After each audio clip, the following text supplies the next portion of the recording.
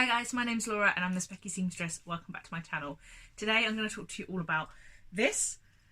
This is a denim jacket, denim shirt that I've made from the Style Arc Stacie Jean Jacket pattern, and this video is a collaboration with Claire from Penguin and Pear Dressmaking.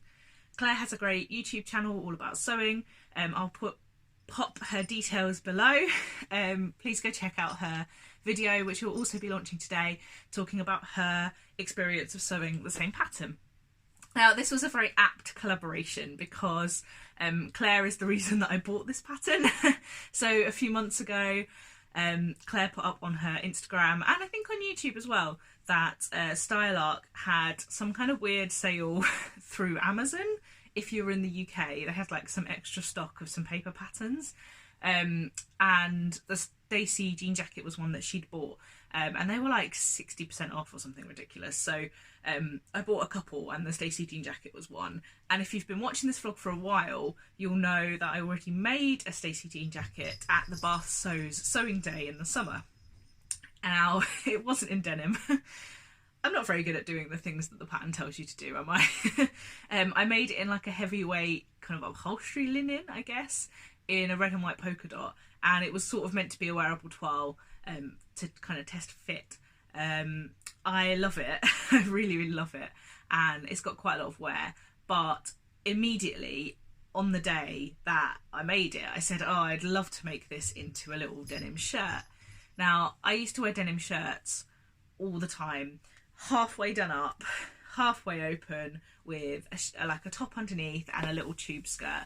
And I'm going to try and put in some pictures of previous me. They will be terrible quality because they are terrible quality, they're several years old, but I would wear that a lot. And I had a little black shirt that I wore a lot, and I had a little grey shirt that I wore a lot, and it was a style that I really loved, but I haven't worn it for a few years, mostly because I don't fit into the ones that I owned and I've never bought a new one.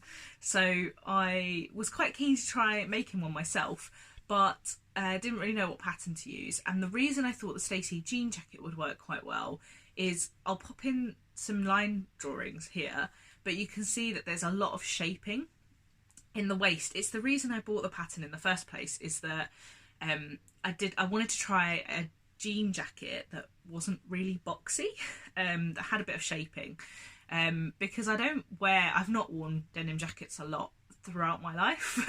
I much prefer a denim shirt, so I thought that that might kind of be a good halfway kind of, you know, between point for me. So I thought about it, and at the time I said to a few of the girls that were at the Bath day, you know, I think I might make this into a shirt at some point. And they said, oh, you'll have to change a few things. You'll have to change the hem, which I knew. The jacket comes with a hem band, so it's like most denim jackets do. Yeah, it has a band at the bottom with a last button on. And obviously for a shirt you wouldn't want that, and you'd maybe want it a little bit shaped. And then a few people said you'll have to change the sleeves, because the sleeves on the Stacie come as a one-piece sleeve, whereas a lot of jackets come as a two-piece sleeve, which is kind of supposed to give you better fit for a jacket. And most people said, you know, you're going to have to make it quite a lot slimmer sleeved for it to be a shirt rather than a jacket. And then I also knew that I wanted to shape in the middle front piece just a little bit more as well, to give it a little bit more shaping, and maybe take in the side seams a little bit, because it was supposed to be a shirt, not a jacket. Now I sewed the same size, which was a size 16, and just made a couple of those alterations. I actually didn't change the sleeve. Now, I don't think that this is particularly wide for a shirt. Now, if I rolled it all the way down, it would be quite wide at the cuff, like at the wrist, but I very rarely wear long sleeved things not rolled up and bunched up at my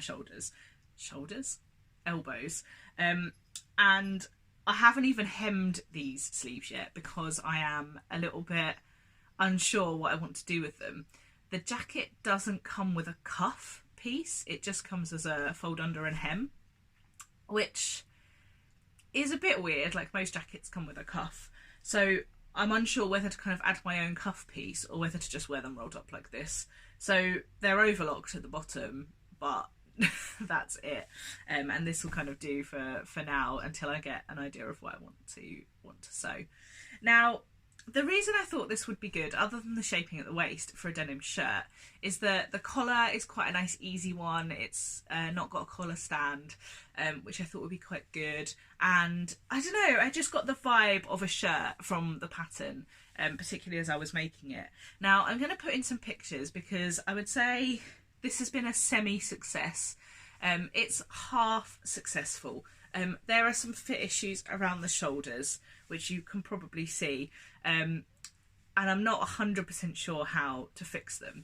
I made most of this shirt up a few weeks ago, right in the height of my lack of sojo and feeling rubbish about everything I was making, and I made it from this lovely chambray from Walthamstow Market, which Jay from the Camden Stitch very kindly picked up for me because she knew I was after some nice chambray that was not too drapey and also not too flat in colour, had a little bit of a speckle to it, which I was really grateful for, so she picked it up. And I made it up except for the buttons and the hem, and I tried it on and I hated it. I sent a photo to Claire and said, I think I've made a mistake here. I don't think this was right. It made a weird, I don't know if you can tell, but when I move, I get a pointy bit at my shoulder, and it feels a little bit I think the shoulders are just a bit too wide. If I put the sleeve where it feels comfortable, I have too much fabric here, and if I pop it down where kind of lays flat, then I get these pointy bits and kind of restricted movements. It doesn't pass the mum test, which I've spoken about before, because it's a little bit tight when I kind of pull my arms like this. And also there were a couple of other things. The button placket is wide because it's for a jacket, not for a shirt, and most shirt plackets are much smaller than this and much narrower than this. And when I put it on, I felt frumpy is the only way to describe it. I felt like the colour made it a little bit frumpy, the cut made it a little bit frumpy. I was a bit sad. Adding to the fact that the Style Arc instructions are non-existent, which I already knew because I've made it before, but I sort of thought, it was such a frustrating make, basically. It's not as complicated as it could be for a denim jacket.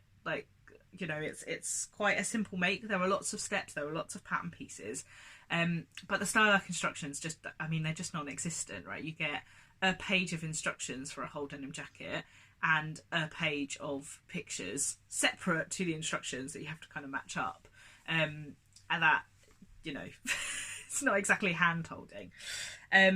So it was a little bit frustrating, and I was reminded of the fact that this is a completely unlined jacket, which is perfect for the shirt that I wanted to make, but it's also unlined at the yoke, which I don't agree with.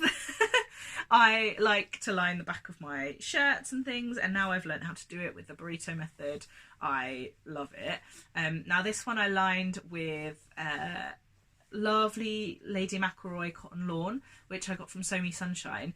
This is a scrap, this is a remnant. You can actually see that it's got a seam running down the middle, because I had to piece it together from scraps left over from a couple of projects that I used this fabric for, and I love it. I used to say quite a lot that my my little denim jackets were kind of like artist shirts, even though there's no correlation for that and it doesn't make any sense. That's what I used to say, and I feel like that kind of really goes along with this, so I'm quite pleased with that. I added a couple of little I Am Beautiful labels, and one of my labels as well that says this Becky Seamstress, and so I left it after I made up most of it for 3 weeks. I just left it. I usually have a hook that's here on the wall. Sometimes you can see it in some of my videos where I've forgotten to take it down, but I generally take it down when I'm filming. And it was like in my hook of shame. I knew I needed to do something. I knew I needed to finish it. I ummed and ahed about sending Claire a message to say, do you know what, I just don't think I'm going to finish this. I think I'm going to have to film a vlog saying this was just not the right pattern for what I wanted. But something made me pick it up at the weekend and say, no, I think I've got to give this another go. And all I needed to do was hem it and add buttons. That was it. And even that felt a little bit of a chore. But I picked it up, I hemmed it and washed it. I don't know if you've heard Keely from Voice of a Creative saying that if you have any fit issues, she was having fit issues with some jersey tops with some bunching around here, and she sort of said, well, I washed it and then it was a lot better. And that doesn't make a lot of sense, but that's what I did. I go by that school of thought 100%. If something is a bit weird, I wash it, press it, and then see where we are from there. So I hemmed it and washed it, and the fit was better around the shoulders. It wasn't quite as pointy. I mean, it still is, as you've seen, but it wasn't quite as bad. And then I went to pick out some buttons. Now, I had some buttons in mind, and then when I felt a bit rubbish about it, I was worried that having grey buttons would be a little bit frumpy. And I thought about adding some bright coloured buttons to try and like jazz it up. Like, I'm not the sort of person that can say that. But I decided to go with the grey, and I'm actually really pleased because I think it pulls it all together really nicely. They're actually not all the same button. I didn't quite have enough to match, but I don't think you can tell that this one here is slightly larger than this one here. And I think there's 3 smaller ones and all the rest are larger ones. These are just buttons from Fabricland. I don't know where the smaller ones came from. They might have been Fabricland as well.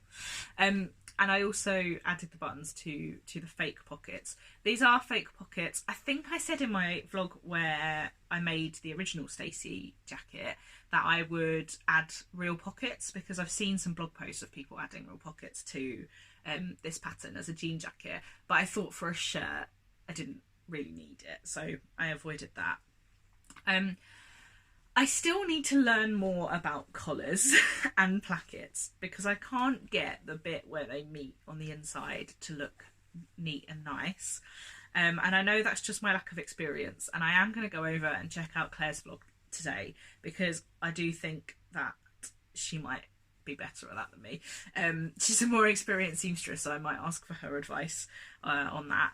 And I am considering getting the Stitch Sisters shirt making class that they're about to bring out, because I think that will help me with some of those kind of finishing off things that might just make these things feel nicer and better made.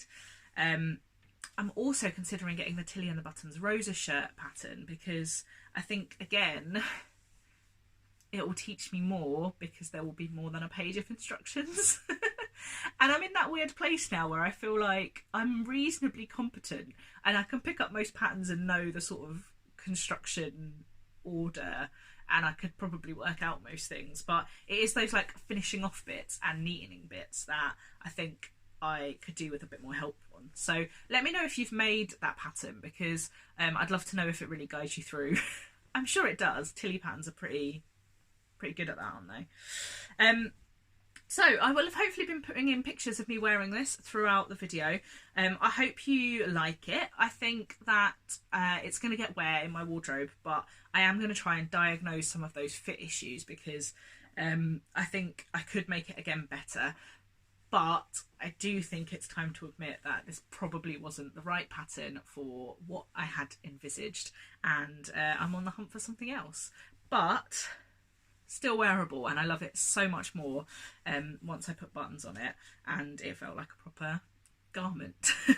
It's funny how we can put ourselves off sometimes. The button placket, which I said was too wide, as soon as I put buttonholes on it, I was like, oh, it still looks fine. So it just shows you the kind of things we can get caught up with, I think, in our minds.